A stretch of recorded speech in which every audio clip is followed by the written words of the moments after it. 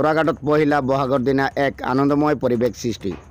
কাৰ্বি আংলং জিলাৰ বিভিন্ন জনগোষ্ঠীৰ মিলনভূমি হাওড়াঘাট মহকুমা বিহু উদযাপন সমিতিৰ উদ্যোগত আৰু সন্মিলিত কাৰ্বি আংলং জিলা পৰিষদ চমুকৈ উচুকাৰ হাওড়াঘাট আঞ্চলিকৰ সহযোগত বিগত বৰ্ষসমূহৰ দৰে এইবেলিও বহাগী উৎসৱৰ সতে সংগতি ৰাখি পহিলা বহাগৰ দিনা বিয়লি লগে ভাগে হুঁচৰি মাৰোৱা হওক।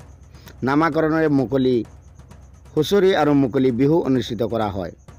হাওড়াঘাট শংকৰ মন্দিৰত বাকৰিত বিয়লি 2 বজাৰ পৰা পৰম্পৰাগত খেল ধেমালি অনুষ্ঠিত কৰা হয় আৰু 5 বজাৰ পৰা মুকলি হুঁচৰি ও মুকলি বিহু অৰ্থাৎ সমূহীয়া বিহু অনুষ্ঠিত কৰা হয় অৰ্ধনিশালৈকে।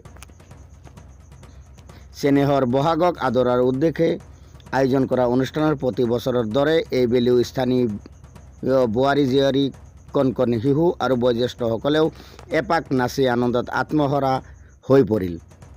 এই মুকলি হুঁচৰি মুকলি বিহুৰ অনুষ্ঠানত বিভিন্ন জনগোষ্ঠীৰ ৰাইজে স্বতঃস্ফূৰ্তভাৱে অংশগ্ৰহণ কৰি এক অনন্য মনোৰম পৰিৱেশ সৃষ্টি কৰে।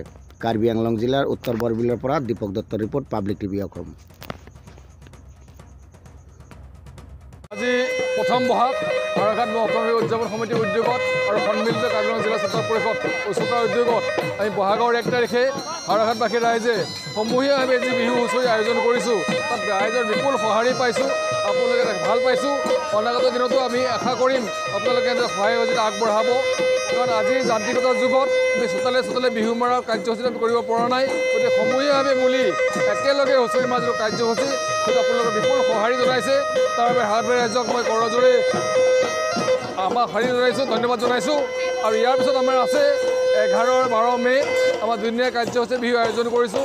উক্ত দুদিনীয়া কাৰ্যসূচীতে আপোনালোক সকলোৰে এনেদৰেই সহায় সহযোগিতা পাম বুলি আশা কৰি আপোনালোকক মই হাত জোৰ কৰি এই উত্তৰ সহায় কৰিবলৈ আহ্বান জনাইছোঁ।